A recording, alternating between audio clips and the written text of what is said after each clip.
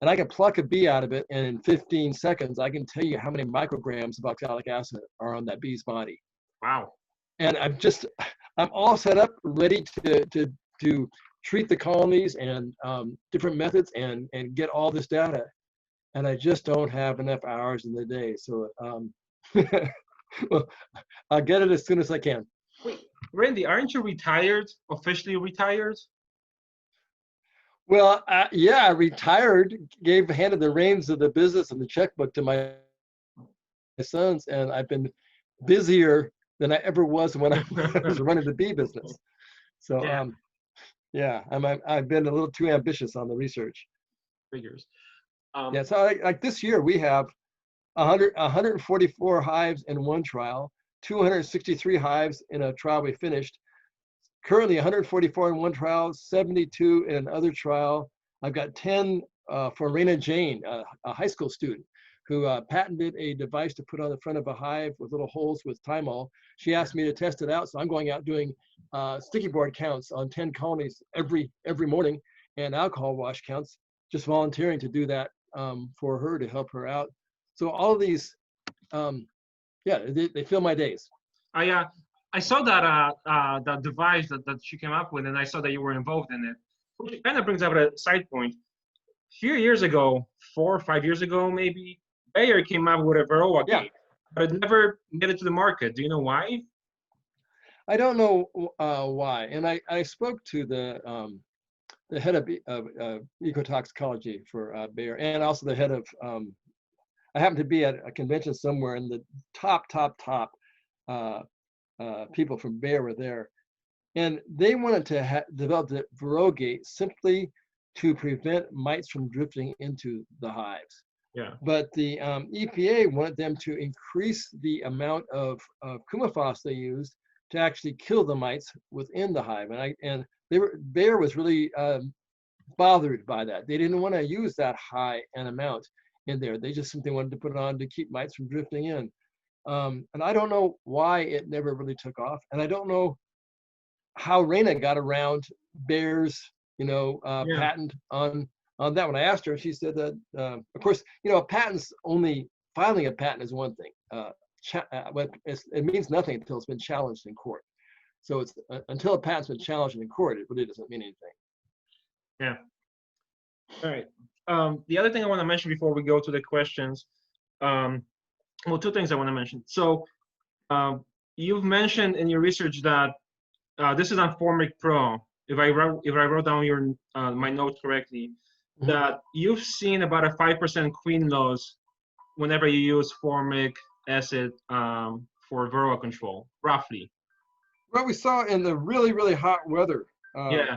1 second, I've got a son out in the field. I think he's calling in for something right now. And hang on, let me make sure it's not a critical thing. Yeah, go ahead. Ian, I'm on Zoom. Is it important? Okay, I'll talk to you in an hour. Okay, see you. Okay, we when any of the guys out in the field, we often have trucks breaking down and issues, so I take those calls. It's a pretty dynamic every day. We have our crews out doing different things. So what I found in this trial, I mean, this is our first year of using Formic Pro, and we put it to the acid test in a super hot weather. And I'd be happy to pull up a graph of that if you want to see. And what we found was with the second-year queens, intentionally all the hives treated had second-year queens. With the single strip application repeated at 10 days, the end result queenlessness was no greater than that of the control group. Now, I'm not saying that queens were not replaced, but within 20 days or so, there were fresh queens for the ones. With the two-strip treatment, again, in hot weather, way hotter than the recommended dose, it was a little higher, but it still wasn't tremendously high. So we gave it the absolute worst case hot weather treatment of these colonies, and they weren't very strong colonies, so it was the worst possible thing. And we still had relatively low queen loss rates. In the double strip treatment, it was around 13%, and in the Formic Pro, in the single strip repeated, it was only 5%. or 4%. It was 5% in the control group, which wasn't treated at all. So the reason why I bring that up is because when I heard you talk about it last month, I went over our records here at the conservatory, and this is since 2015, since I started working here. And I looked at in our queen loss over those 5 years, whenever we used formic acid, was about 5% too. So I'm not saying anything. I'm just saying that our data is, reflected yours.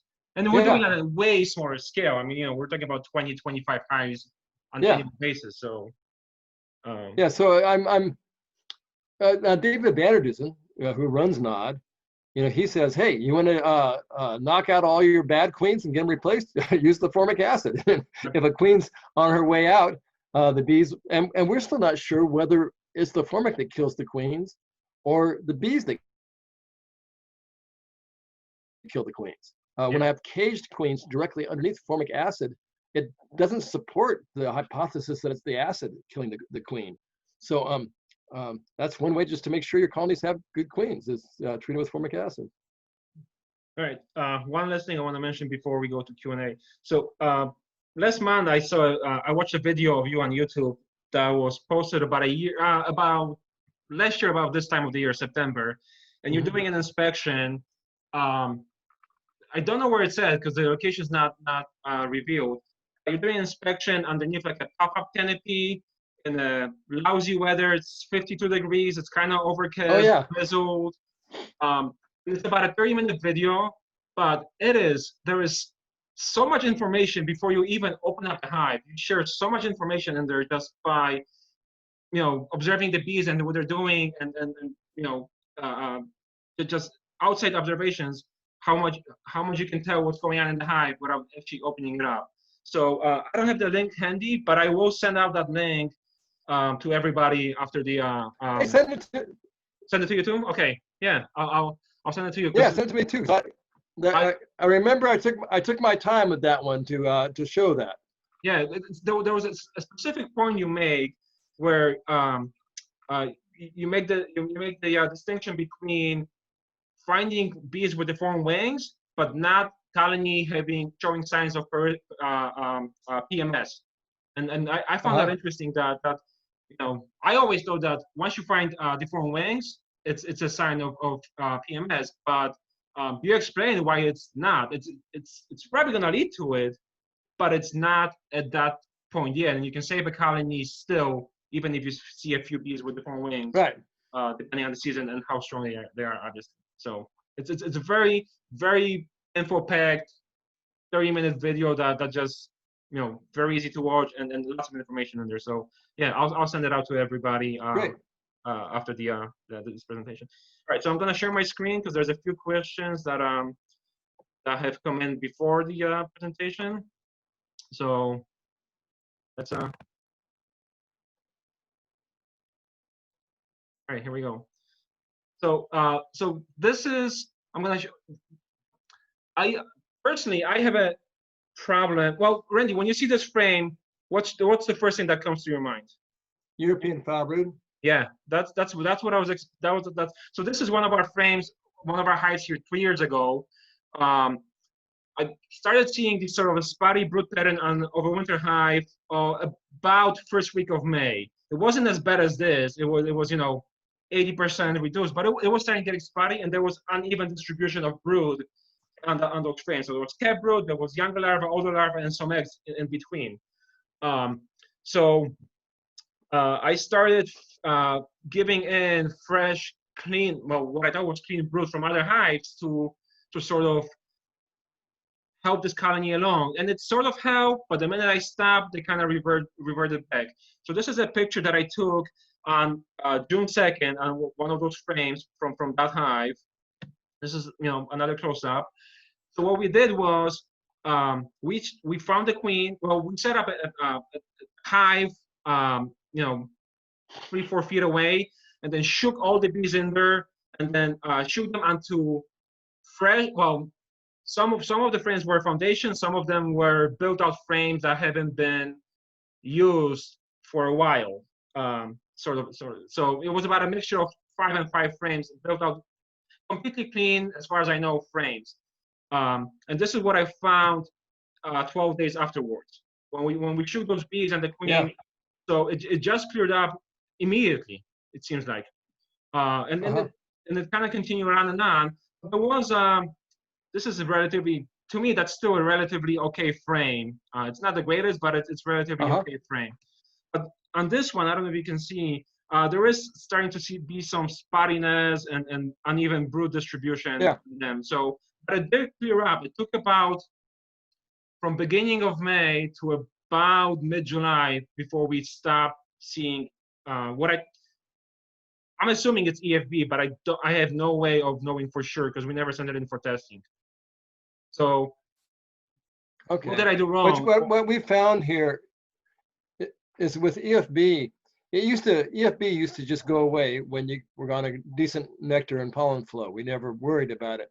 And what's happened, I don't know if there's a new strain or what, but it doesn't tend to go away.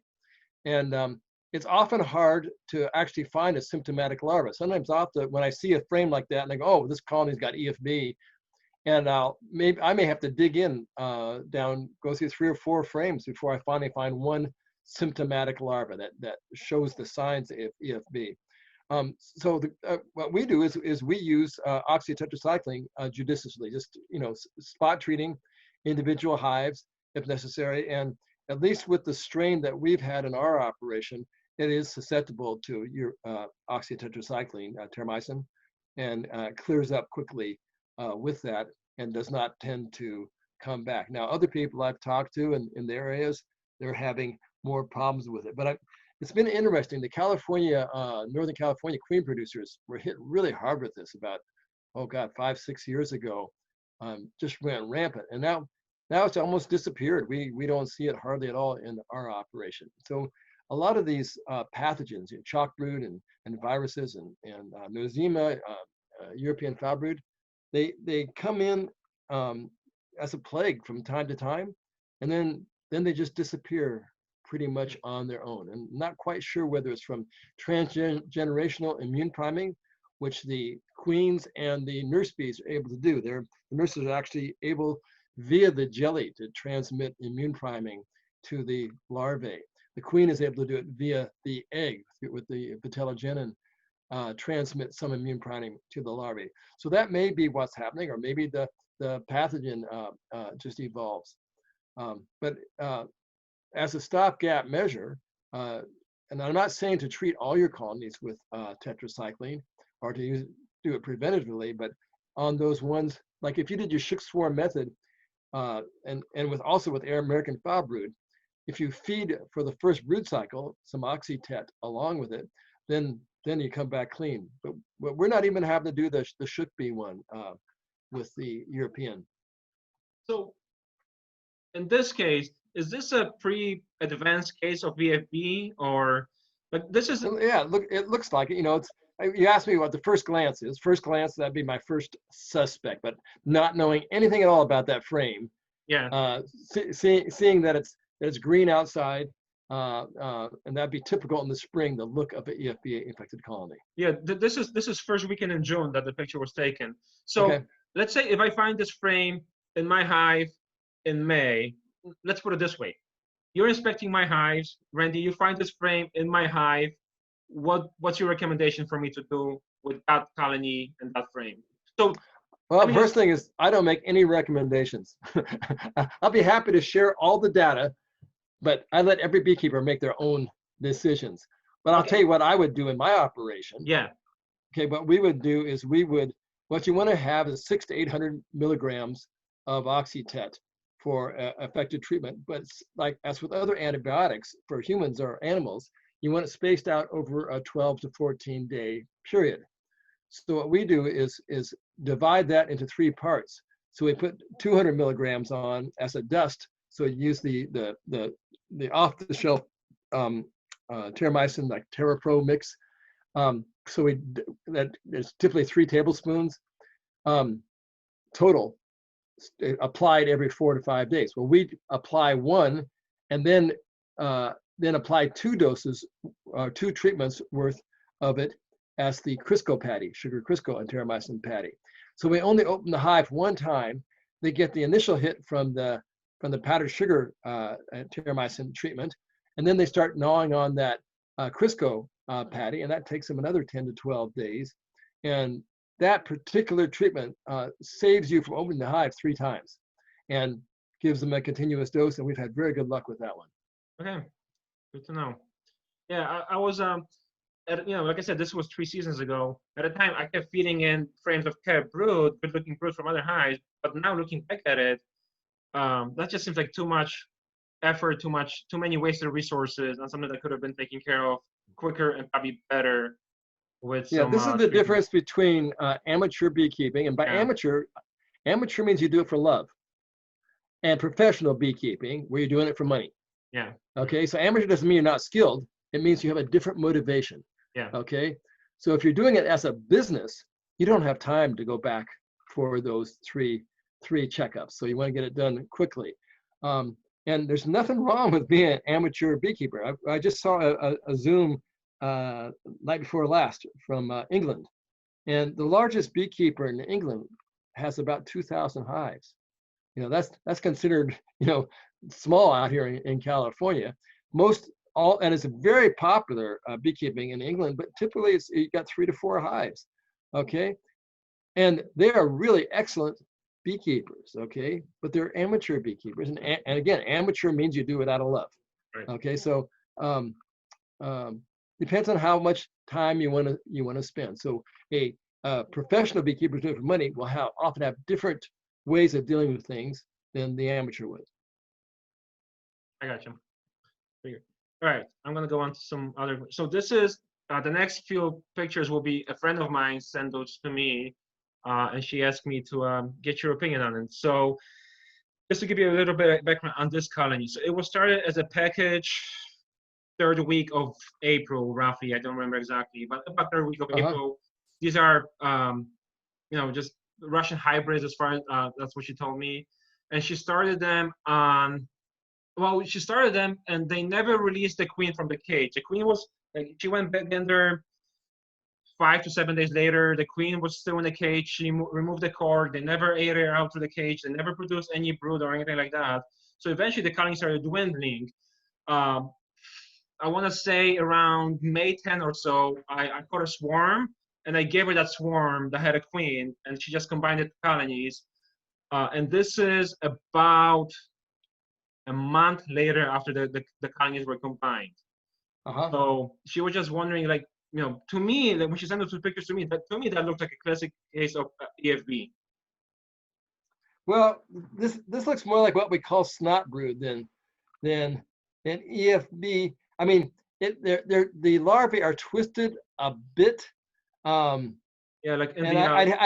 have to, that is mainly the EFB. The way you tell is the twisting in the cells, but most of those are melted down just at the bottom. I would need to look at more individual cells to make a strong determination of whether it's EFB alone. Now, but you got to realize with EFB, you often have secondary invaders on top of the Melissococcus. So, and the other ones may be responsible for some of the symptoms. And when I've sent in samples of hard to identify dying larvae, a lot of times they come back positive for EFB, but it looks a little bit different. So I wouldn't be surprised if EFB is involved in here. I'd also want to know what the Varroa infestation rate. Now, if you had a swarm, generally a colony is not going to swarm if that's extremely high Varroa level. Okay, a colony can still swarm if it has a moderate Varroa level. So the reason I bring in Varroa, because then you start getting virus is also involved. So now you get maybe a combination of a bacterial infection and a viral infection. So okay. Yeah, it has. I'm not seeing a classic EFB look, but this is what the beekeepers call snot brood. It's just they're not really quite sure just what it is. If you look up upper right-hand corner, you see the white tracheal tubes. I guess I can't use my pointer, but if you look at the upper right-hand corner, you'll see that that larva where you see the white tracheal tubes very clearly. That's up one more. No, one more to the right, up there. Yeah. Okay. That one is that's a classic symptom of EFB is those tracheal tubes, and the larva up to the even. So this whole whole slide is tipped 90 degrees. Okay. Yes. Yes. So, okay. You often see the larvae, and if you're going to show this slide again, rotate it, okay, so that beekeepers can see. The slumping to the bottom is not typical EFB. Usually the larvae twist and they slump up on the sides of the cell. So you can see on the very, very far upper right, a larva kind of twisted, and down to the left now and down a bit, you'll see that larva up right there. That one also twisted. That looks more like an EFB. So I would say EFB is likely involved, but I don't know if it's the only thing involved. So she asked me what to do, and these are more some of the questions. And this was on about 2 frames, maybe 3 frames, and then the rest of the brood looked good in the hive, but it was just on those sort of specific frames. So she asked me what to do. I told her, if you want to use antibiotics, you can use antibiotics. And her husband is a vet, so she can get a prescription, right, relatively easy. But her husband kept dragging her feet, and anyway, so she said, "What should I do?" So I told her, remove those brood frames from rotation, completely take them out and just dispose of them, and then insert new frames in there, and then keep feeding them 1-to-1 sugar water. Not a lot, but just a quart jar with a single hole. There's a continuous flow. So this was May, I can't remember what it was, May something, but one more frame like that. So it looks like. Oh, I don't have any other frame. But on July, I want to say 23rd, she could not find any more bad-looking frames. And then about 3 weeks ago, it came back. So and it sort of started looking like sort of these larvae. So I was wondering if it lingers around or if there's some other environmental factor that is stressing them out. No, it certainly can. That's the whole thing. Is nowadays it lingers around, and that was we've had to relearn how we deal with European foul brood from how we used to do it. And you got that slide upside down too. So if I make a suggestion, take all your slides and put them right side up, because otherwise they're going to be confusing to the beginners. So what you're seeing is when you look at those larvae in there, those larvae are on the wrong side of the cell from that angle. I didn't even think about that. See, lesson learned. Okay. I learned something from this already. Okay. All right. So I think this is my last question. So this is a strip of Formic Pro, and my understanding is that if you get any Formic, Mitoaway or Formic Pro, and it looks brown like this, that means the paper has degraded and it releases most of the Formic almost immediately, right? It doesn't become a slow release anymore. It becomes a sort of a 24-hour treatment. Not with Formic Pro. Formic Pro comes brown. And I believe it's sawdust that they mixed into there. So with the Mitoaway quick strips, they do degrade, and the paper does degrade. It releases too fast. But the Formic Pro comes looking brown from the beginning. And I just did a test of some older Mitoaway quick strips versus Formic Pro, going out every day and weighing them to measure the amount of formic acid released from them.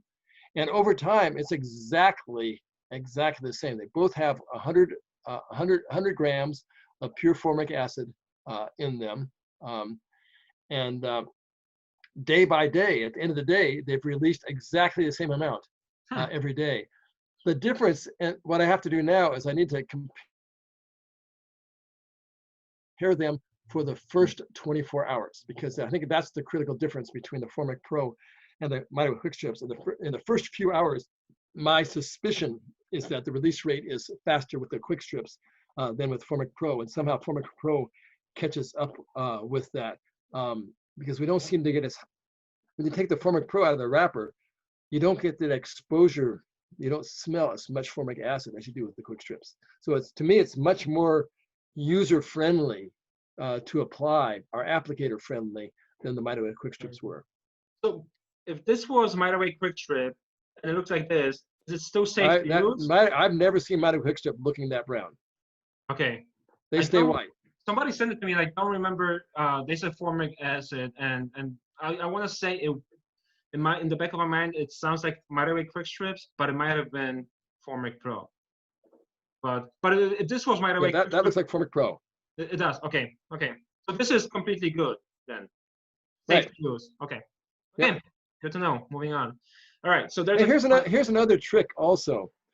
If you're concerned, like I just had to treat a whole bunch of weak nukes. A lot of them only 3 frames of bees. And you can take these Formic strips, even a full Formic Pro strip like that, you can lay that in hot weather on the top bars, directly above a 3-frame nuke, and then press the lid down until it touches the top of the pad. Okay. Now you've stopped the evaporation rate from the top of the pad entirely. And on the bottom of the pad, you've got an 1 3/8 inch wide top bar, and then 3/8 of an inch space, and then 1 3/8 top bar. So you have very little exposure. And even in hot weather with the top of the hive cover above it being up, 140, 150 degrees Fahrenheit, you don't get any queen loss or any problems with that, with the Formic, and it does a good job of hitting the Varroa. So the trick with these strips is if you cover one surface so that you don't have evaporation, you can. And the other thing is, normally in less than a week, these have evaporated out completely if you put them into a hive between the brood chambers. If you put it with the lid on it in the sun, go back after a week and they are still soft and they still are releasing formic acid. So it extends the release rate out for a much longer period of time and is gentler on the colony.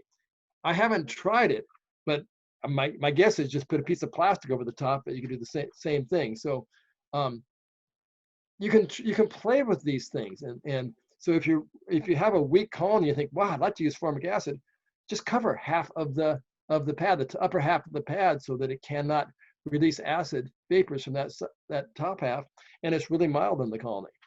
Interesting. So if you have a mite load that's under the threshold, in the danger zone, the sort of a even slower release could be an option if you have a colony that may be stressed because of the and it still gets a good mite control, but extend. Okay, interesting. There you go. 2 things are there right now.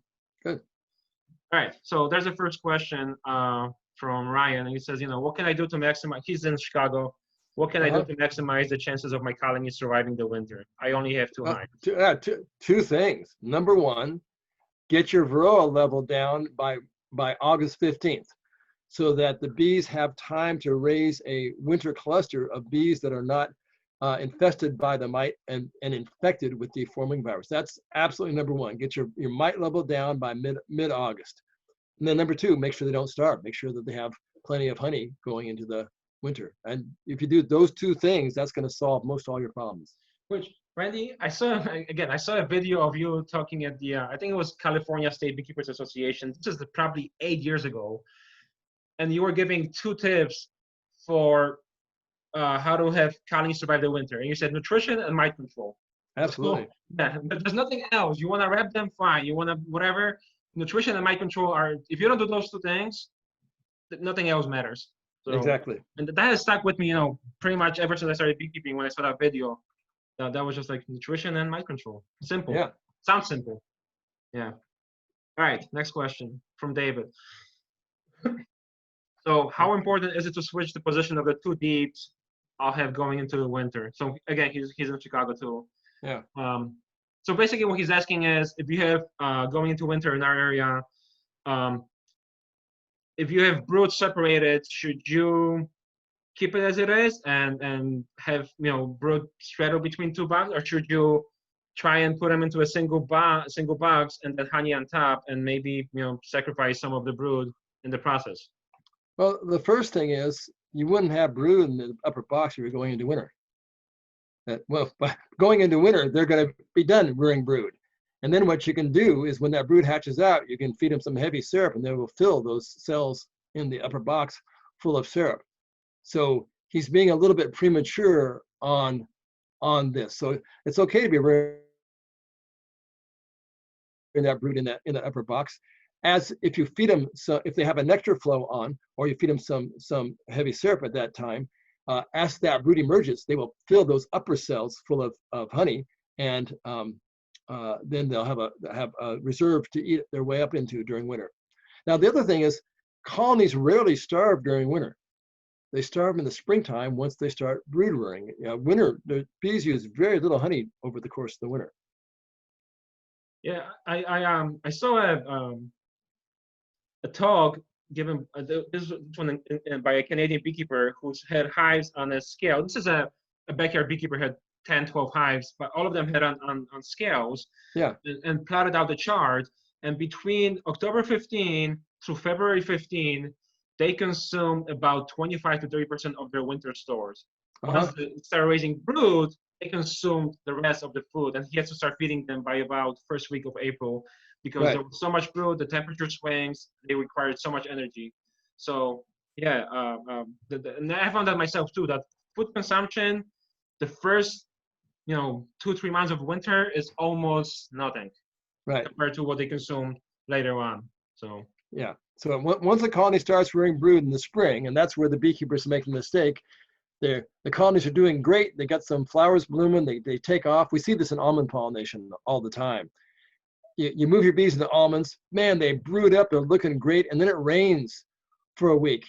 Well, if you're a successful beekeeper, experienced beekeeper, you run down there and you don't look at your weak colonies. You look at your strongest colonies. The strongest colonies are the ones that are going to starve down there. So you're busting strong colonies, they will be the ones that starve because they have a huge brood nest. So they're going through their stores so fast, and a week of rain, they'll just starve right out. So beekeepers in the springtime, they make the mistake of thinking that rainy days is when beekeepers should stay inside. And in truth, rainy days is when you should put your foul weather gear on there and go out and be a beekeeper and take care of your colonies that suddenly have had their food supply cut off because it's raining. So once they start brood rearing, your main fear is rainy days that they're going to starve. So on the topic, I think I heard it from you, but not totally sure, that a quart of a 1-to-1 sugar water will sustain a colony for a day, a 40,000 colony for a day, roughly. Does that sound right? Wow, I haven't, it seems like it's more than you actually would need. I'm sure that would, my guess is it would do it easily. I'd have to do the calc on that to tell you, but those figures are out there, how much, I mean, you get about a quart, a half gallon, you get about 2 pound add of sugar to the colony. So a quart would be about 1 pound. A colony, it depends if the colony is foraging or not. They use a lot more energy if they are foraging, and also if they're keeping brood warm. But that should be plenty for a colony for a day. Okay, good to know. Okay, here's a question. You see that question right there? I know it's important to know about the varroa count, but how about just treating by the calendar? Yeah, you certainly can. The treatments often are kind of expensive. So if you're, and doing a mite wash is inexpensive. It doesn't cost anything except for a few minutes. It takes us about four minutes a mite wash for a single person doing a mite wash. So if your 4 minutes of time is more expensive than just doing the treatment, you could do the treatment. Most of the treatments have some effect on the bees also. So you may, depending on what the treatment it is, but your organic acids and thymol, they all have effects on the colony. So if you don't need it, you don't have to. But if you don't want to spend a lot of time out there in the bees, yeah, then the calendar approach will generally work. But you really shouldn't assume that any treatment is actually done. There's always outlier colonies where the treatment does not work well, then those are the ones that will surprise you with the colony then collapsing. Okay, moving on. All right, 2 questions. So how long does it take for bees to dry the sugar syrup and cap the frames? And is it better to feed a lot in a short time with top feeders, or is it better to feed less over a longer period of time? This is for, I'm assuming for wintering purposes, to put on weight for the winter. Yeah, so I mean, 2-to-1 sugar syrup is 67% solids. If you buy like one of the commercial mixtures, sugar syrups, like the Mann Lake product or Dadant product, those are 77% sugar solids. Well, honey is 83% solids. So there's very little evaporation to be done. So, okay, it's important. Let me get the question again here. You feed it with top feeder. How long does it take the bees to dry the sugar syrup? Yeah, that will depend upon the temperature and the humidity. And the question is also, you know, whether that's really important. If you're just trying to top off a colony that already has mostly sealed honey and you feed the 2-to-1 syrup, 2-to-1 syrup's not going to ferment anyway. So it's not really critical that they dry it out. They're going to have to dilute it down to for the bees to utilize the syrup, they dilute it down to 50 to 60% sugar solids. So it actually takes some moisture to do it. The problem in a hive, and the whole thing about making sure that the syrup does not have too much water, is for moisture issues during the winter, and to avoid dysentery. If the bees have too much moisture in their stores, and they can't fly out to defecate, then a colony develops dysentery. When they develop dysentery, any pathogens that the bees have in their guts, namely Nosema spores, can be transmitted. So there's this misunderstanding that Nosema causes dysentery. There's no evidence for that. What does happen is the bees have too liquid of stores. So say you have a honey or a honeydew that separates out, that starts to crystallize, and then you have a thin layer of liquid on top of it, and the bees have to consume that thin layer of liquid, the low sugar layer. Then they can't get rid of the moisture quick enough. It builds up inside their hindgut, and eventually they will get dysentery.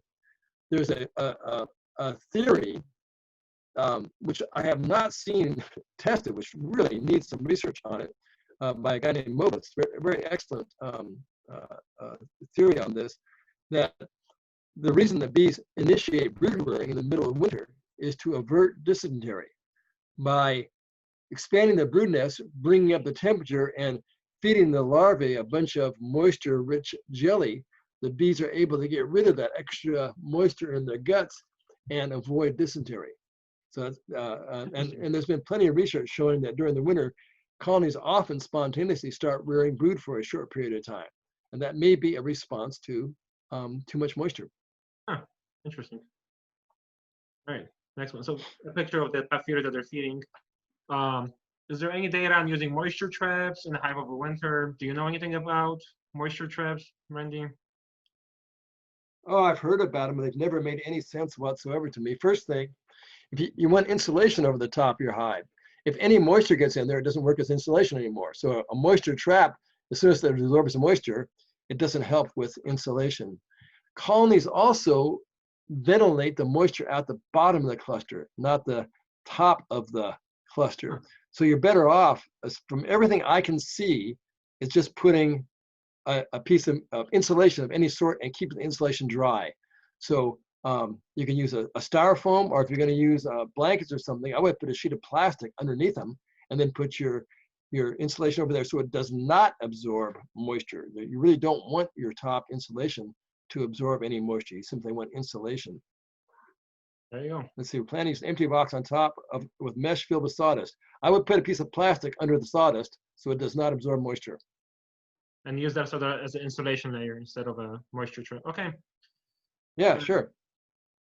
What is a good, easy, quick way to estimate a number of bees in a hive? A frame completely covered with bees has about 2,000 bees, depending on how close they're clustered. If they're clustered one on top of the other, you get maybe 2,400 on a deep Langstroth frame, 2,400 per frame. So what we do for cluster grading method for estimating a population, you do it when we grade them when it's cool, when they're still in cluster, not necessarily a tight cluster. We crack lift the hive up off the bottom board, tip it up, and give them a very light puff of smoke. And any bees that are outside the cluster will join the cluster. Then you just look between the frames, and we estimate how full the space is in the frame between the frame, whether it's a quarter full, the half full, or completely full. And you count up the number of frames, spaces full of bees, and multiply that by 2,000, and that gives you an estimate. Yeah, Okay, counting and counting foragers, that won't help you at all. Checking bees from the top box will not help you at all. That's a big mistake. That when the price back in the winter of 2004, 2005, there was a perfect storm. Varroa and Nosema ceranae and the viruses started to hit us bad, and there was a big shortage of bees in the almonds in California. And the offered price for pollination went from $55 to $155 in 1 year. And there was the California gold rush, and all kinds of beekeepers from the Midwest said, oh, we're going to go out and get rich in California, okay? And it was just like 1849 all over again.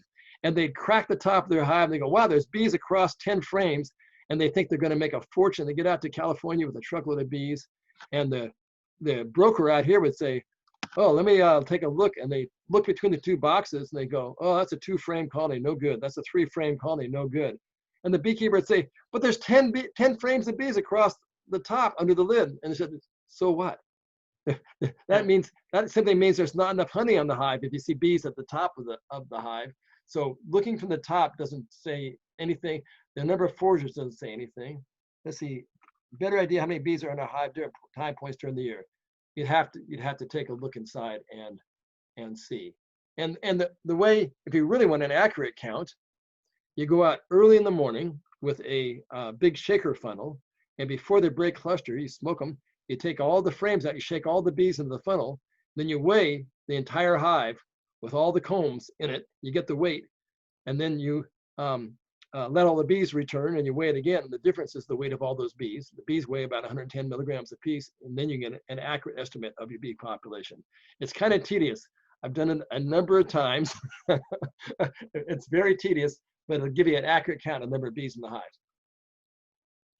Yeah, I'm not gonna do that, but I trust you. All right. So I think that was the end of my the questions that were pre-submitted. So I'm gonna stop sharing, and then we're gonna go to the Q&A and chat questions. So Christian, I'm gonna start, and then we can just toggle between us. You take one, I take one. So the first one was from John. Can you let me go up. He's been reading about Thymol on BL, the Thymol dust that has been the few emails that recently. The info is a bit sketchy. Can you add some clarity on that? Wow, I don't remember seeing that on BL. The Thymol dust. Yeah, I think you're talking. I think Peter Borg posted it recently. I think yesterday or maybe 2 days ago. Oh, okay. Yeah, there's been a study that has been released recently. It's behind the paywall, where they use like oxalic acid dust, oxalic acid glycerin, and then Thymol dust for mite control. Well, that sounds like an old study that was done by Andoni Methanopoulos. I got my my Gmail closed right now. And if he's referring to that old study, there were real issues with the experimental design that I have serious issues with. So before I can answer it, I'd have to know which study Pete was referring to. What I found with Thymol, there's a misconceptions about Thymol by beekeepers. They think that it works by vaporization of the hive, and Thymol does not vaporize hardly at all inside a hive. If you put on top of the hive, you put a metal jar lid and measure in, say, 12 grams of Thymol crystals, let them sit up there for a while, and weigh them every day. There's almost no evaporation of Thymol at all. So the way the Apiguard gel with the Thymol in it works is the bees have to physically remove it. They have to pick up the sodium polyacrylate gel that they mix it in with, and they have to carry it down through the hive. And as they carry it down, then there's enough exposure to Thymol to have the effect in the hive. But if the colony does not remove the Apiguard gel from the top, you don't get good mite control at all. What I found is if you put the Thymol crystals into the center of the hive, so one of the tests I've done, you can dissolve Thymol crystals into pure alcohol. and make a saturated solution very easily. Then you can dip, say, like a shop towel into that and pull it out and let it evaporate. In a few minutes, all the alcohol will evaporate. What you'll have left now is a towel with a measured amount of thymol crystals. I think it's 10 grams are left on a shop towel. So now you have essentially like a Thymovar strip. The Thymovar strip that's used in Canada is simply a polyester felt with pure thymol crystals. There's nothing else. There's no oils or anything involved with it. If you put that on top of the hive, it doesn't have a whole lot of efficacy.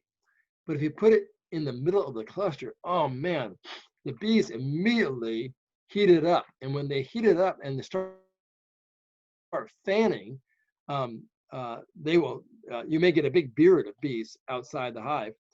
And then, but the thymol, the weight of the thymol will evaporate very, very quickly within the hive. Once they've got the concentration down to a low enough level, they'll start chewing on that towel. And then by the next day, the towel's completely out of the hive very, very quickly. So it changes completely the behavior. What I found is if you mix the thymol with an oil and put it on a cellulose matrix, the bees tend to propolize it and cover it. If you don't put any oil in at all, they never propolize it. They simply fan the thymol out and they chew up all the cellulose matrix and they remove it from the hive. So very different effects of how you apply the thymol to the hive. And we have a limited number of products on the market. There's a lot more experimentation we can be doing with thymol to come up with alternate methods of application. What's the efficacy rate on the thymol shop towels compared to EpiGuard or EpiLife Var? I've only done preliminary studies with those. If you put it on very heavily, all the bees came out and bearded out in front of the hive. When I was putting it on just a half towel so that they didn't beard up too much, it was not adequate efficacy with one treatment. It would have required a second treatment of it. But I have yet to follow up on that and actually prove it out. Okay. All right. Kristen, you got the next question? Yeah, I only have the questions that after I signed in, so I'll maybe start at the bottom and work up. Yeah. So Randy, Dave is wondering, they've started stocking spirulina protein patties in their store, and they've been using them and seeing good results so far. And just curious if you had any thoughts on that as a food source. We're actually in the middle of a large trial testing them out. Actually in 2 large trials testing them out, comparing them to the other patties that are on the market. Of all the patties we're testing, the only one that had residue out in front of the hive were the spirulina patties. So the bees did carry some of them out. And it depends on the batch. We got 2 different batches of them. One was an older batch, and they're if you're talking about the healthy bee formulation, they've been experimenting with the formulation of it. So it would depend upon which batch, because they keep changing the formula of it. What they're trying to do is to make it deterrent to small hive beetles also by adding different essential oils to it. So they're in that experimental process. What we're seeing is the bees are, the first couple of rounds of the spirulina, the healthy bee patties, the bees consume them very quickly. Then they're slowing down a little bit relative to the other patties. As I think we're on like the 5th patty feeding per hive right now of all the different patties. So we're starting to see some results. And we fed them out yesterday. So there's 18 colonies in each treatment group. So we inspected 18 colonies that were being fed the spirulina patties compared to the other ones. And the consumption was pretty good on them relative to the others on this particular week. So they do take them. We're going to have, for the results, I'm going to also have the micro, I'm working with Dr. Vince Rosigliano from USDA, and I'm taking samples of the bees and freezing them. And he's going to be analyzing using next-gen sequencing the microbiota in the guts of the bees in response to the different kinds of patties. So we'll know a lot more I'm going to run this trial through February. So we'll know a lot more about how nutritious they are for the bees and how they affect the bees. But it's a very promising protein source. Interesting. Sort of on the side note, Randy, how do you feel, or do you know of any studies or trials, maybe you've done them, of feeding multiple brands of patties at the same time to the hive? Because they're not all created equally, right? Some have more protein, some have less protein, all that stuff. So if there's a preference for bees to take some over the others, do you know if they're like, you know, you put 3 different brands of a patty, half a patty, so pound and a half in a hive, and then on multiple hives and see if there's a preference for one over the other, or if the bees take it at equal amounts. Do you know if there's been any research on that or any trials on that? Well, let me give you a suggestion here. Do it. Okay, one of the patties that we're feeding is a sugar SAM patty. So it's sugar fondant. I mix up sugar fondant. That will always be taken most rapidly. It has 0 nutritional value other than carbohydrates. Huh. So, so that will always be consumed most rapidly. Does that answer your question? Yeah, so the ones with more sugar will probably be preferred over the other ones. Will be. Yeah. No probablys. Yeah, but that doesn't mean they're getting. So that's a good nutrition out of it. It's a good test for sugar content. Yeah. Okay. The other thing is, if you mix in any natural pollen, those will also be consumed more quickly. Okay. No. Okay, right. so phagostimulatory is different than nutritional. Okay, so and again, what I'm looking for as a professional beekeeper, we're running these tests out of curiosity for our own operation. We spend many thousands of dollars every season on pollen sub to feed. So we want to test it out for our own knowledge, which one we get the most bang for the buck. So for us, it's cost benefit ratio for both our labor and the cost of the patty. Makes sense. But we don't want to go out and be feeding 3 different things to the colony. Yeah, if there's no need, makes sense. Can you provide any update on what you're learning about using sponges as a medium for delivering oxalic acid for mite control? Yeah, they're too thick. Thick. So what I found was when I'm weighing the sponges after 70 days in the hive, they still contain the vast majority of the oxalic acid that was put in the hive. Only a tiny amount of the amount that goes into the sponge ever gets out of the sponge to affect Varroa. So now I'm currently testing some thinner materials. What I found was I had a misconception that what we wanted was something that would hold a lot of oxalic acid and glycerin. What I'm finding, what you want is something that delivers more oxalic acid and glycerin. So if it's still in the sponge at the end of the trial, it never delivered it. And what we're finding is, so I'm looking for a thinner matrix that will deliver it. We ran a trial this year, and we tried a 25-gram dose and a 50-gram dose. 25 grams applied on 1 sponge, and 50 grams of oxalic applied on 2 sponges. The 50-gram dose was more efficacious, but it wasn't because it contained 50 grams. It was because it had more surface area. It had twice the surface area. It was the surface area that was the critical thing, not the amount of oxalic acid in it, because most of the oxalic acid was still there at the end of the trial. That's why when we used 2 half shop towels with only 9 grams of oxalic acid in each one, a total of 18 grams, we got very good efficacy. That was plenty of oxalic acid. We're seeing that you really probably only need for the season, properly delivered, maybe 5 to 10 grams of oxalic acid will give you complete mite control if you have the right delivery matrix. Wow. Okay. Yeah, so it's way less than what we thought originally, or what the Argentine researchers came up with those cardboard strips. Most of it's still in after you've completed them and you remove all the strips, you're throwing away most of the oxalic acid that was in them in the first place.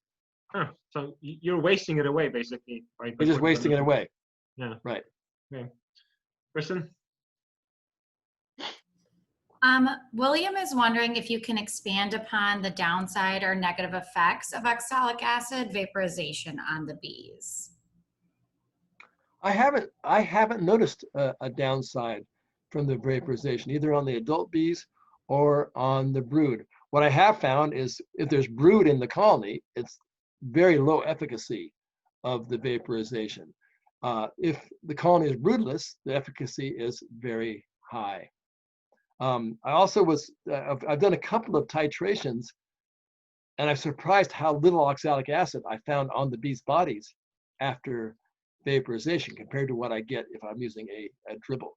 So I think we have a lot to learn still about the vaporization. So I have a comment about this, Randy. So in Chicago, I imagine it's more widespread but I'm just thinking about Chicago because I know about this. There's beekeepers who have made their own homemade oxalic vapor wands, sort of, put it together. And a friend of mine tested them out, and he bought the professional one, the Varroa X type, and he ran it on a fully charged, the battery charger, and he could do 20 treatments on it before the battery died. On the homemade ones, they last for about 8 of them, and then they drained the power source completely. So his assumption was that they are running way too hot and drawing way too much energy, which means they're heating up the oxalic acid beyond any good that it possibly can do. It just creates a lot of fog, but it doesn't do anything to kill the mites. Is that sort of is that a right assumption? Okay, so here's two things that I found. I've done preliminary research on this of capturing the vapor when it comes out before it turns to the fog. So you cannot see oxalic acid vapor at all. It's invisible. Yeah. What you see is the fog of the crystals. So I'm capturing the vapor as it comes out and condensing it and then weighing it afterwards. And once the vaporizer, yeah, I know, gets up above that 190 degrees C, it degrades the oxalic acid completely. It's no longer oxalic acid. It means nothing. So what I found is if your vaporizer gets too warm, yes, it degrades it, and you've lost your oxalic. It breaks it down to carbon dioxide and water. It's no longer oxalic acid. The second thing is that the faster the treatment, the less it penetrates into the cluster.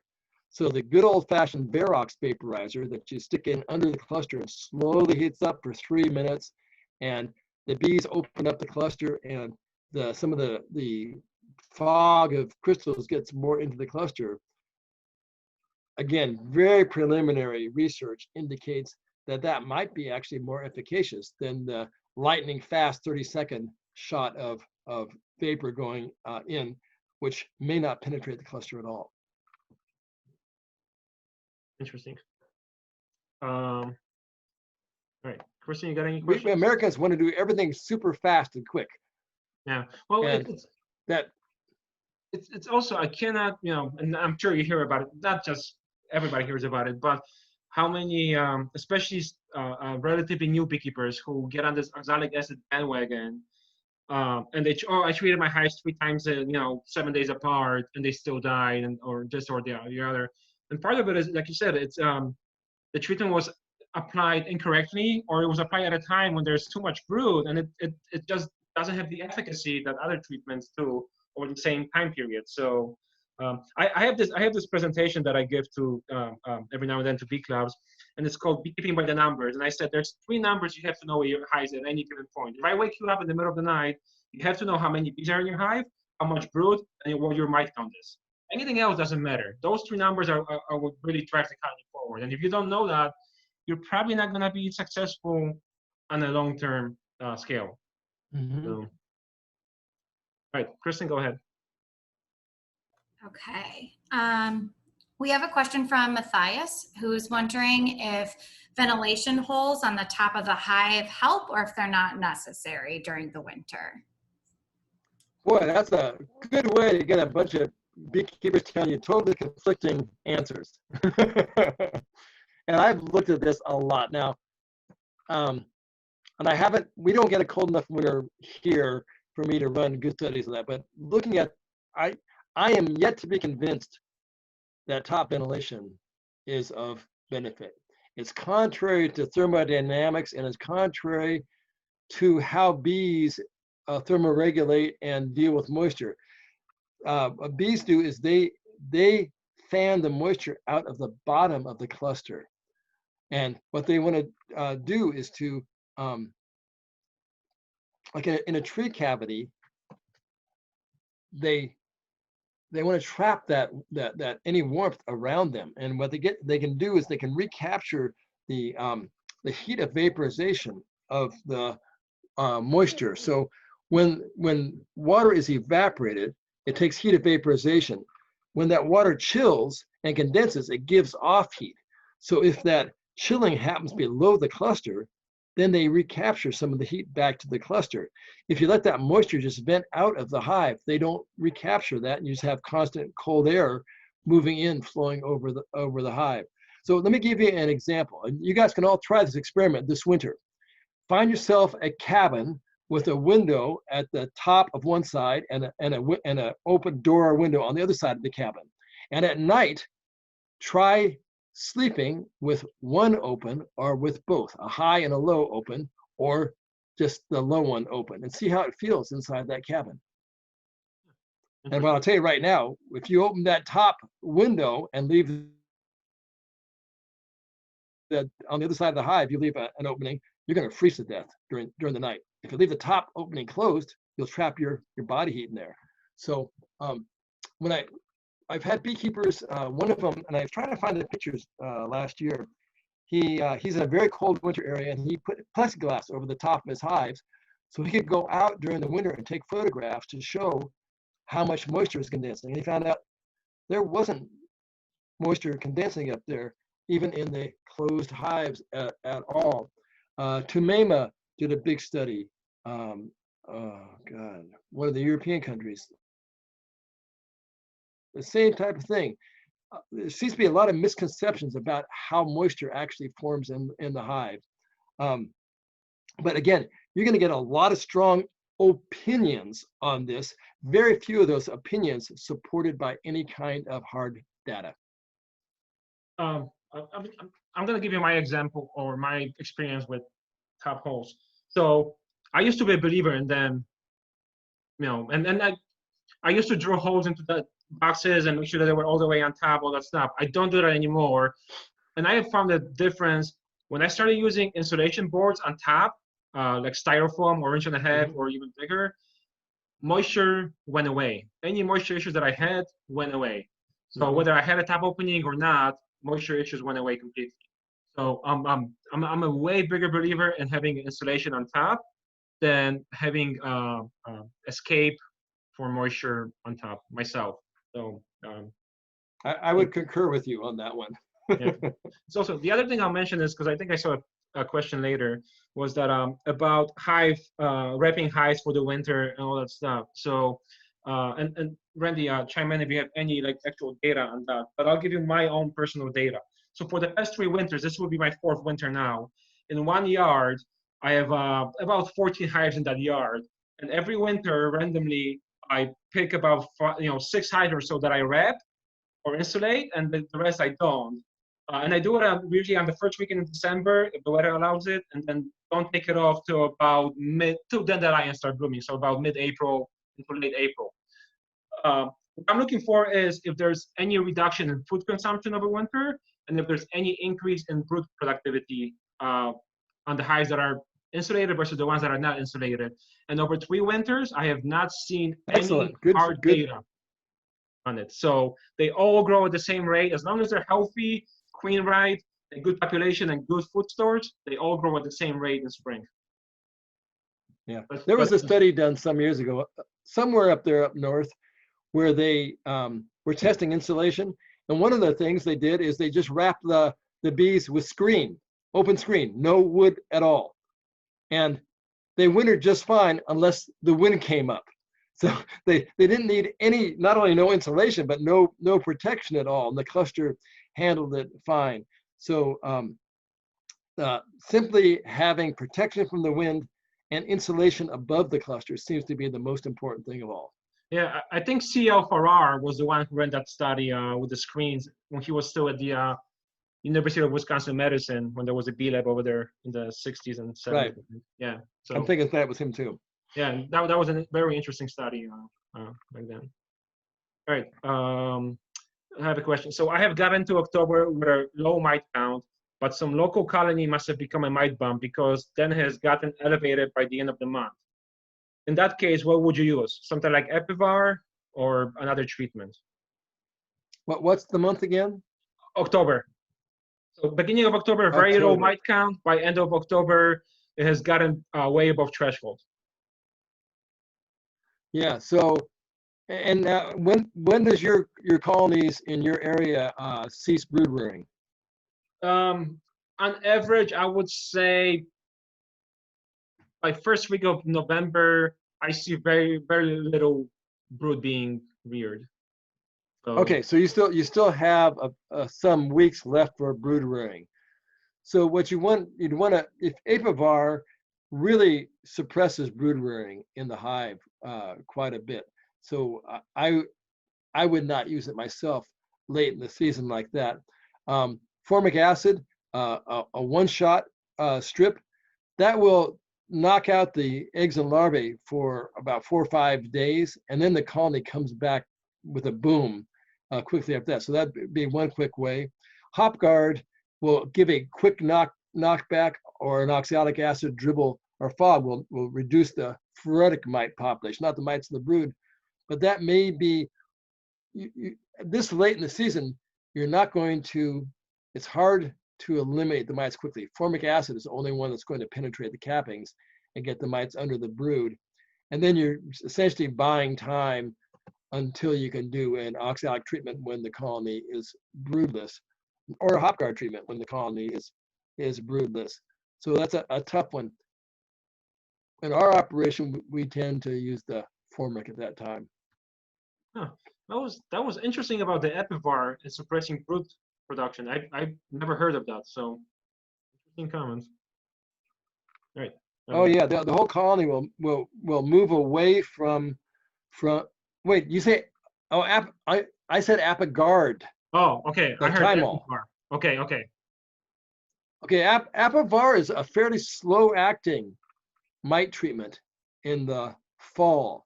It's designed for a slow release. The Canadians, when they had more experience with Apivar than we did, and we do, and they'd used it for some years, and they found out that they shied away from it after experience as a fall treatment and use it for a spring treatment. Very good for the spring treatment because it takes 6 to 8 weeks for full efficacy. In the fall, fall comes on too quick for it to be effective then. So you want something that's faster acting in the fall. And that's where Formic is very fast acting, or even an oxalic as a dribble, or perhaps as a vapor is fast acting. Okay. Kristen? Or the HopGuard, yeah. All right, we have a question from Dale. 2 of his strong hives in the Chicago area have just absconded. One he can't explain, and the other one looks like maybe it was visited by a mouse who was living in there. So his first question is, can you discuss generally why bees suddenly disappear in the fall, leaving no honey behind? And then secondly, how does a mouse survive in the hive with the bees in there? You know, the first thing, absconding means that the whole cluster of bees flies away at the same time. All the bees disappearing does not mean they absconded. Most often, if all the bees disappear, it's from Varroa and deformed wing virus. So, and he can check that by simply pulling out a brood frame and seeing if there's mite fecal deposits, the white deposits on there. If there are, then those bees probably died from deformed wing virus and Varroa. So I'd be careful about using the word absconding, because it actually does have a meaning. And most beekeepers whose bees have suddenly disappeared in the fall was from lack of Varroa control. Now, when a colony is weak, especially if the weather's cold, mice do just fine living down in the bottom of the hive. When the colony warms up, then they'll drive the mice out. or sometimes they'll kill the mouse inside the hive. The fact that there was a mouse living in there would be an indicator to me that the colony was very, very weak. Okay. And Neil added a note that there were no dead bees in the hives that were empty. Right. That would be typical of a Varroa deformed wing virus die-off. There's no dead bees in the hive. Somebody, Linda asked, how can oxalic acid vaporization be practical for a backyard beekeeper with 1 or 2 hives?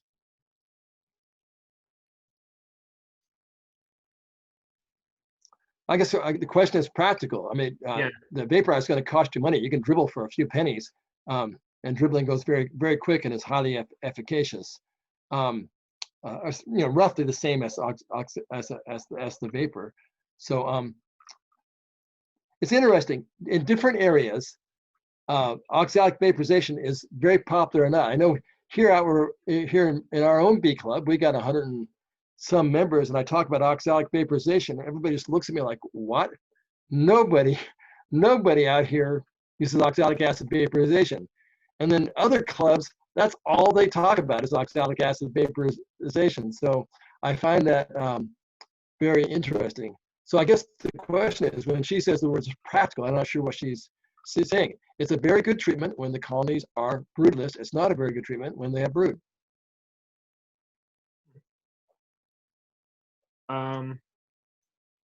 A well-known, I don't want to put in a name, but a beekeeper in Southern Illinois suggests 1-to-1 syrup in the fall, augmented with honeybee kind. I'm guessing it's honeybee healthy, and an amino acid booster, not the 2-to-1 that is traditionally recommended going into winter.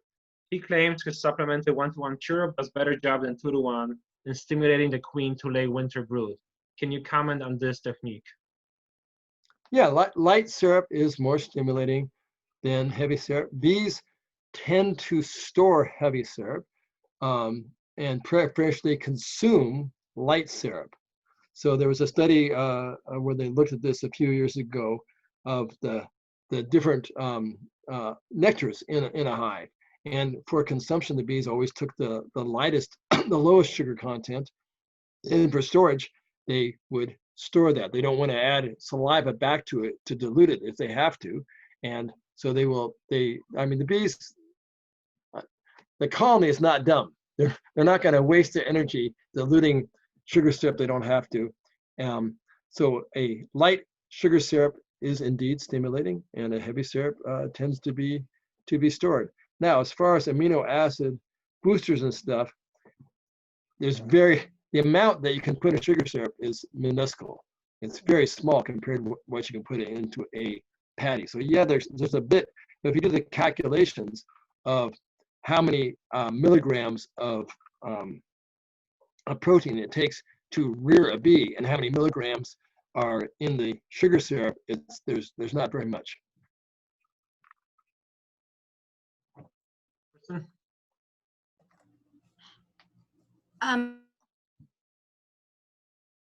Dale had a follow-up question about his 2 hives that suddenly left. There was no honey left behind in the hives, and so they're curious where the honey went. Well, the bees cannot carry very much honey. So you look at how many micrograms a bee can actually carry, it's like 40 to 60 micrograms when they fly away, which doesn't add up to very much. So I did a calculation for a swarm. Like when a swarm leaves, at most it's only carrying just a very few pounds of honey at the maximum. So do not assume that those bees took the honey. So either the colony starved or it was robbed out after they left. Yeah, probably by my bees. Could be. Yeah. You mentioned the need to do more studies with things like TIMO. Are there any studies that backyard beekeepers could assist with, even if they just have a few hives? Well, like the one you just did with over the winter, comparing 2 groups. The problem that most beekeepers do with studies, they don't run a control group. You can't learn anything unless you have a test group and a control group, and then so all the variables the same. So there's only one variable that is the difference between the test group and the control group. So in your case, the variable was insulation or not insulation. It could be treating with this or not treating with this. It could be feeding with this or not feeding with this. But if you don't run a control group, you can't learn anything. So like, let's see. So back to what a small beekeeper can do. It's tough because with a few colonies, because the variability from colony to colony is so huge that anything that's done with fewer than 12 colonies in each group, which means you really need like a minimum of 24 colonies to really learn anything with bees, so that 12 can be in a test group and 12 will be in a control group. Other than that, there's so much noise on your signal to noise ratio.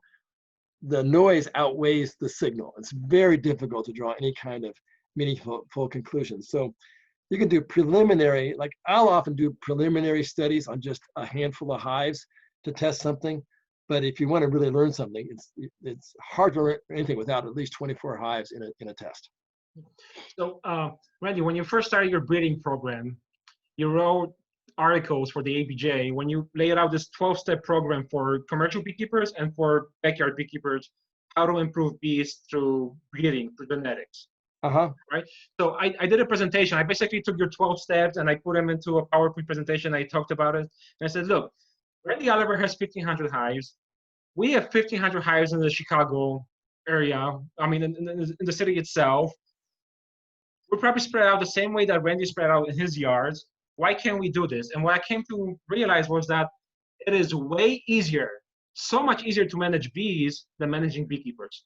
Oh, yes. It is impossible to manage beekeepers and get them on the same page. Everybody's excited, but when it's time to do this, and then record the data and then share the data, there's just very little follow-up on that. So, right. Yeah. And many of them are going to, instead of sticking with the breeding program, they go, oh, I want a package of bees right now this spring. And then they'll bring in package bees and they'll screw up all the genetics of the breeding program. So unless you have a large, and that's why I'm targeting the large beekeepers. I'm about to write an update on our breeding progress. We've gone now from about 2% of our colonies exhibiting resistance. We're pushing around that 10% level, but also realizing that I'm doing what I hope is going to be an improvement in the selection process, which is called progeny testing. What I've come to the realization is there's a very good chance that you can have a colony that is 100% resistant to mites. And I'll tell you right now, we have plenty of hives. Last year we had over like about 120 hives that needed no mite treatment for the entire course of a year, from spring until the next spring. They needed zero mite treatment. Many of them are beautiful, big honey-producing, gentle hives, and had mite counts of 0 for an entire course of a year, with hives with high mite levels all around them. After breeding from them, I put them in a survivor yard, that colonies collapse, and they go through it at a second year with no mite treatments. I just mite washed one in its 3rd year with no mite treatments. Okay. Wow. So we have there's proof of concept, and we see it. We have hives that absolutely can control the mites. But if you read a bunch of daughters from those queens, it indicates that the queen may not have carried the genetics for resistance. The genetics may have come from a drone that the queen mated with, and it could just be one or more subfamily, the patrolines of sister workers, that are responsible for the mite resistance, rather than any genetics from the queen. But what we are finding with the occasional queen, around half of her daughter colonies are resistant. And that indicates that the queen may be actually carrying the critical alleles. So this is an epiphany I made this year, and we're shifting our selection process now, looking now, instead of focusing just on those colonies that are resistant and hoping that the queen's going to carry genetics, you actually have to look at the offspring of those queens and see what proportion of a queen's daughter colonies exhibit resistance. And that will tell you which when you have those alleles in the female line rather than brought in from outside from a drone. Gotcha. All right. What's the next? Oh, here it is. I have 2 hives, one on the weak side that swarm in spring, and one much stronger. wondering how long do you recommend feeding them over the winter? Well, it's hard. You can feed colonies during the winter with fondant, but if you feed them with a lighter syrup, they're going to have moisture issues inside the hive. You guys have a much colder winter than we do. We shut off out here, even in the California foothills, around the 1st of November with any kind of feeding, because it's too cold for the bees. They're not going to utilize that feeding, and they really don't respond to feed until like the first week of January is the earliest that we can get them to respond to any kind of feeding, when it starts to warm up enough that they can do a little bit of flying. But we don't have any success with midwinter feeding. They're not responsive. Kristen? Marcin, there's a question for you. David is wondering if you can share how you insulate for the winter. Do you cut the styrofoam to fit inside of that outer cover, or how you do that? Yeah, it's basically the size of the inner cover, so it fits underneath the outer cover. I use telescoping covers, not the migratory ones. So yeah, but it doesn't have to go inside. You can put it on top of the, on the outside, be exposed to the elements. It doesn't matter where, as long as the top is insulated. And I use about 1.5 inches or thicker if I can get my hands on it. So yeah, the insulation doesn't really matter. If you leave it, exposed on the inner cover, the spring pan, the bees will chew through it. So if it's not hidden or if it's not on the outside, you're gonna have to remove it or somehow protect it, because the bees will chew through it. At least in my case, they have chewed through it. My case too. I have some cool looking tunnels in some of these covers from years back that the bees have chewed through for whatever purpose. So. All right, next question. My strongest hive of about 40,000 population has only 2 frames with a Southpole-sized brood on the 4 sides. 2 frames covered with brood on both sides. The brood was kept, but I could not see larvae. I could not see any new larvae. This is a 2-deep hive. They have excellent honey stores, and I wonder if they have not left enough room for the queen to lay. Is it too late to requeen? Since there is no new larva, is my queen weak, sick, or absent? It's probably late to requeen right now. And we actually, in our PoliSub trial right now, today and yesterday, we were feeding the hives in those. And I told Eric, my son, I said, oh, we got to come back with a bunch of drawn comb next week, and we're going to pull honey out of these hives and drop 2 combs of drawn comb right in the middle of the second box, because we may be starting to restrict the queen's egg laying room. So what we'll do is we'll put those combs of drawn comb there without feeding them any sugar syrup, let the queen give her a chance to run up there and get some larvae in before the bees fill those cells with sugar syrup. So in answer to his question, if a colony can plug out with honey and not leave their queen enough room. And so it's okay to go into the winter plugged out with honey. The Canadians often feed a hive until there's not a single cell that's not solid honey. And think about this. That means you got 1 3/8 inches of honey, and then 5/16 of an inch of bees, and then 1 3/8 inches of honey, 5/16 inches of bees. When you talk about the cluster, it's not a group of bees. It's thin layers, 5/16 inches thick of bees, separated by 1 3/8 inches of honey. That is the winter cluster. And the bees do just fine clustered like that. But first you have to get enough bees to form that cluster. And that's that critical time right now. If your colony's plugged out, so there's not enough room for the queen to lay, that can be an issue. So your point is well taken. You may want to give those, pull some of the honey out and give the queen some room. I would put it probably immediately either between those other brood frames or to the side of those brood frames or immediately above. A dark drawn comb if you have it. And if she needs more room, she will lay eggs immediately in them. All right. Kristen? Okay, so Jim recently used, or maybe not recently, I'm not sure when it was, last month. He used the Mite Away Quick Strips, 2 strips for 7 days on all 3 of his hives. 2 of his hives did great, and 1 of his hives died off completely. And he was curious why maybe 1 hive didn't make it. Well, a weak hive with 2 mitoid quick strips, especially if they're older mitoid quick strips, can sometimes just be too much for them. With a strong hive, they generally handle it just fine.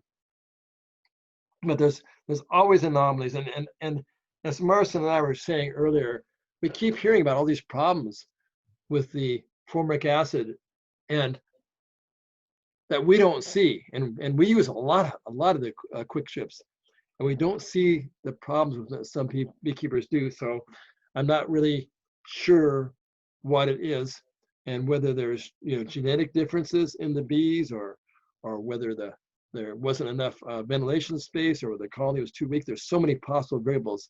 I can't answer the question.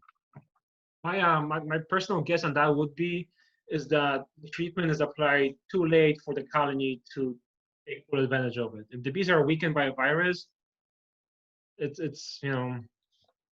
least from personal experience, I've seen that they cannot ventilate, or they cannot move the formic acid fumes efficiently to get a good mite kill and still recover in enough time from it. And if you use it in September, and that's rubbing season for us, if there's no guard bees, it just becomes a magnet for bees to come in and wipe it out completely. So, speaking of that, and Marcin, the take home message here is that many hobby beekeepers wait too late to get the mite level down. The mite level should be gotten down early in the season and kept down. If you wait until the mite counts are high late in the season, your chances of that colony surviving a winter go down precipitously.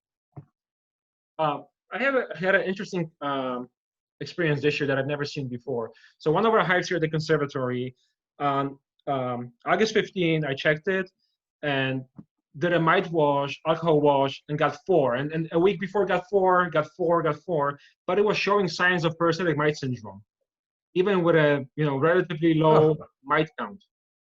I put formic on it. And then after the formic, and now if the queen gets killed, she gets killed. I will requeen them. She didn't. She survived the treatment. And after that, I put in 2 frames of capped broods from other hives, and they bounce back, and they look as good as any other one. But I was wondering, I've heard, unofficially, I've heard that there's more and more reports of finding colonies with low mite counts, but just skyrocket virus loads. Basically out of control, even though the mites are controlled themselves, but the virus loads are not. Any input on that, Randy? Are you hearing that? Yeah, there's big genetic differences on resistance to viruses. So I noticed that when I kept Russian bees for a few years, and the Russians, some of them were just incredibly virus resistant. They could have sky high mite counts. You could get an alcohol wash of 50 mites. And the brood patterns look like they're fresh, young spring queens. I mean, just beautiful brood patterns. They were like immune to the virus. So that may be something that it may be a new strain of virus. So I mean, the deformed wing virus is constantly mutating slightly. So it could be a new mutation of the virus, or it could be a combination of viruses. We're seeing a lot more learning of Lake Sinai virus, which we never ever looked at. But Lake Sinai virus is strongly associated with problems with the bees, based upon research from Michelle Flanagan's lab. So before Varroa, we didn't worry about viruses much, but they're around there, and it could be something else happening with the bees that's their immune system's not handling the virus for some reason or another. Speaking of Russians, so this year I'm trying Russians for the first time. I bought 34 queens from a Russian breeder in Iowa. Then installed them in end of June, and then about 3 weeks ago or so, I went through all the hives, and I did actually use the liquid soap for the mite count. So I collected roughly 300 bees from each hive. So from those from 32 hives, I got 26 mites out of those. So 10,000 bees, 26 roughly 10,000. But the other point that I'm trying to make was that on average, all the Russian hives had about 4 to 4.5 frames of brood, versus my New World Carniolan had about 6 frames of brood. So there was definitely less brood, but it was just better looking brood, like tighter, more concentrated. It looked gorgeous. I don't know how to explain it, but it's just, so I am impressed with the Russians. But the thing that trips me up is I find queen cells with larvae in it, and I keep thinking they're trying, and then I spend time looking for the queen to make sure that she's there. So I gotta train myself. Like, this is a common thing with Russians. There's 2 queens. They can have queen cells. It's a common thing with Russians. Yeah. So, but other than that, so far I am impressed. I've only had it for about 6 months. It would be tough being a Russian queen, because you'd be looking at all these replacement queens, possible replacement queens, being raised all the time in your colonies. Like, the bees have no allegiance to their queen at all. The Russians do. They're just ready to replace her at the drop of a hat. Yeah. Kristen, any more questions? Yes. If you are using screened bottom boards, when you put in the board to close the bottom, is it best to leave it slightly open, or is there enough air when it's fully closed? There's plenty of air. Colonies do not need much of an opening. And one of the things that really impressed me is going out in the Midwest in the summer, when you have these giant colonies and you have a beard of bees out in the front, and you see how much room they actually leave at the entrance for ventilation. And it'll be 2 little tiny holes, maybe 3/4 of an inch in diameter, and one will have air blowing out and one will have air blowing in through the bees' bodies. And that's all the ventilation that they're taking to that colony, even when they need the most ventilation during the heat of the summer. During the winter, the bees will often close down the whole entrance with propolis and leave just a couple of little tiny 3/8 inch diameter holes. And that's all the ventilation they need. So a colony of bees, they can move the air around very efficiently. And that's one of the things to look for when you're smoking a hive at the entrance, is when you puff a smoke towards the entrance, if you do it on the wrong side of the hive, all the smoke will just blow right out. Whereas if you move your smoker to the other side, you'll see the ventilation will just pull the smoke right into the hive, and one little tiny puff is all you need. So I would say don't worry about the ventilation below the screen bottom board. Let them just have that entrance in the front, will be plenty. There's a follow-up question on the Formic Pro, Ed. So when you were talking about how you press it down with a cover, so it reduces the evaporation rate, can that unused side be used later? Like, if you flip it around, would it still be as efficient, or do you throw it away? Well, I don't know that there's that much difference between the 2 sides. The whole strip remains moist with formic acid. You can smell the formic acid from either side. I'm not sure it's not like one side evaporates, the other side holds it all. It equalizes in that gel. The formic acid moves through the gel, and will eventually come out from the one side. Eventually, those strips will dry up completely. There's not a divider in the middle of the strip that keeps the acid prevents the acid from moving through the gel. How's that? That works. Yeah, I mean, imagine if you flipped it over, for a day maybe you'd have a little bit more, but the whole point is just to, extend the application of the acid to the colony. Kristen?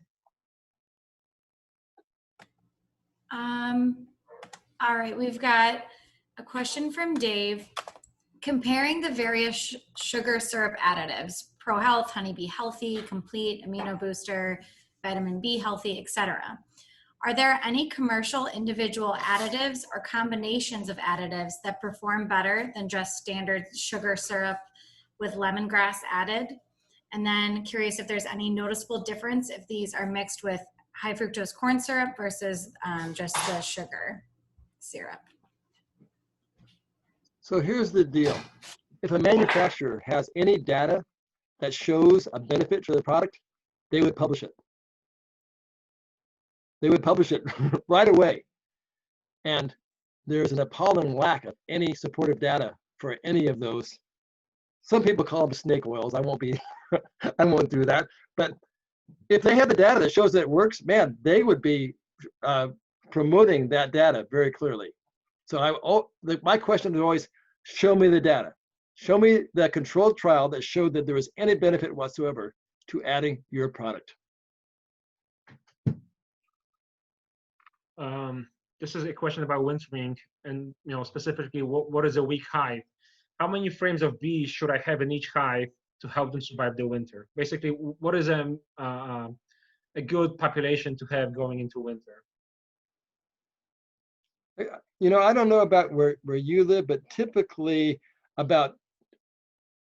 first your cluster is going to drop a lot in November. Maybe half the bees are going to fly away. All your summer bees, which are short-lived bees, are going to fly away. If you can go into the winter with a 10-frame cluster covering 10 frames, that's a good cluster for going into the winter.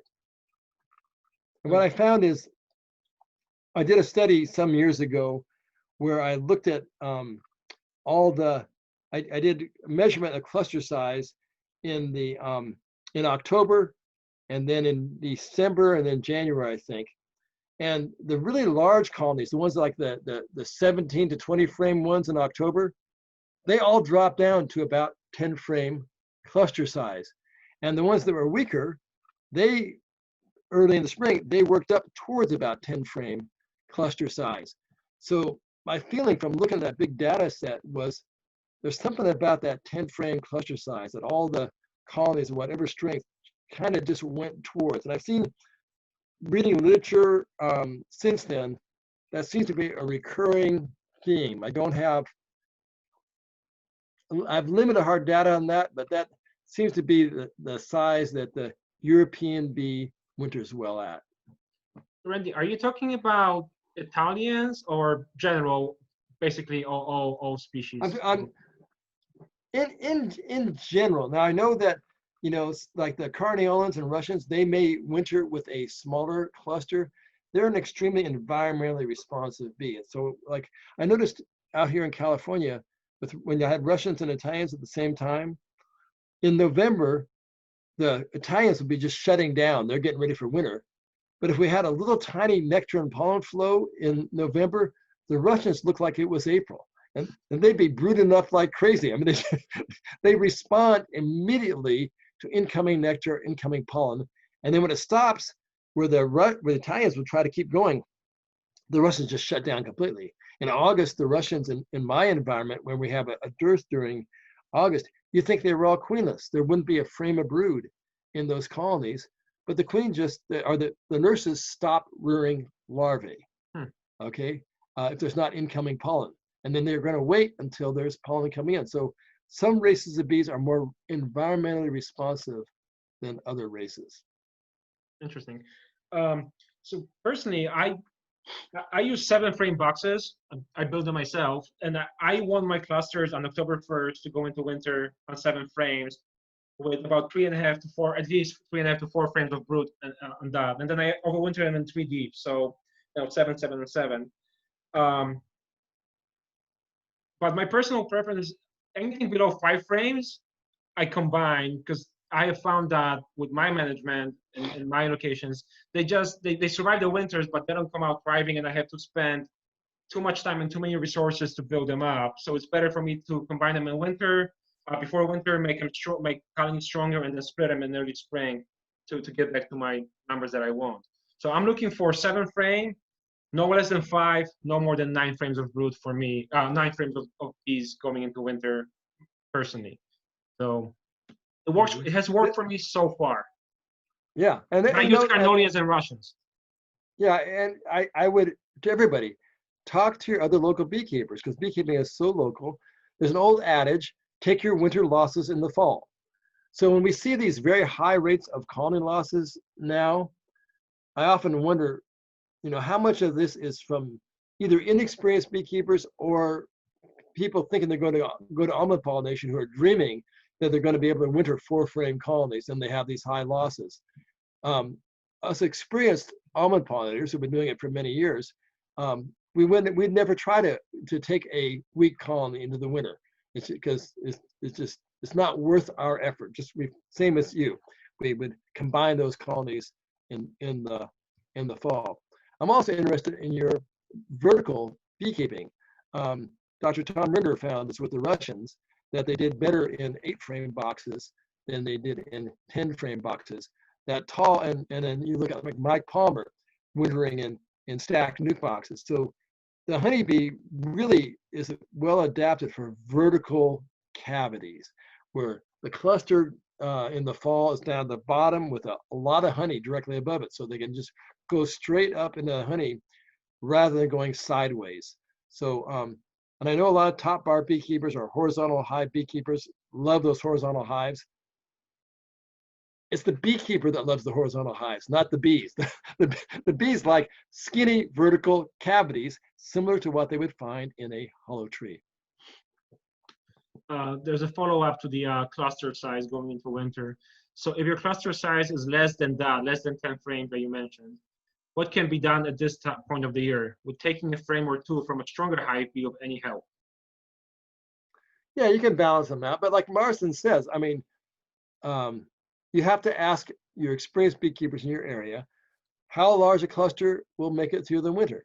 And also the other thing is what you want that cluster to do in the springtime. So for me, I'm an almond pollinator. We want to bring big, strong colonies to almonds for bloom at February 15th. They got to be really large. Whereas if a hobby beekeeper in my same area that was not going to go to almond pollination, you wouldn't want a huge colony in February because it's going to swarm on you. And so you want and it's way before our nectar flow starts in the spring. So they'd be better off with a smaller cluster over winter and let that colony grow up in the springtime so they don't swarm on you. So you really need to look at your end goal of what you're interested in. If you're planning on splitting your colonies into nukes and selling nukes in the springtime, then you want really big clusters going into the winter. If you want to avoid swarming, then maybe you want small clusters going into the winter. One more question about the cluster size. If you have two hives that are, say, 6 frames each, 6-frame cluster at this time of the year, would you combine them for the winter into a single stronger hive? Yes, it's back to that same question. Talk to your local beekeepers. Will a 6-framer make it through your winter or not? All right, I think that's the rest of the questions, Kristen. Yeah. So yeah, if there's no any other questions. Great questions, everybody. Yeah. And Randy, if there's anything else you want to share, feel free. Otherwise, we'll be ending it. The Q&A session.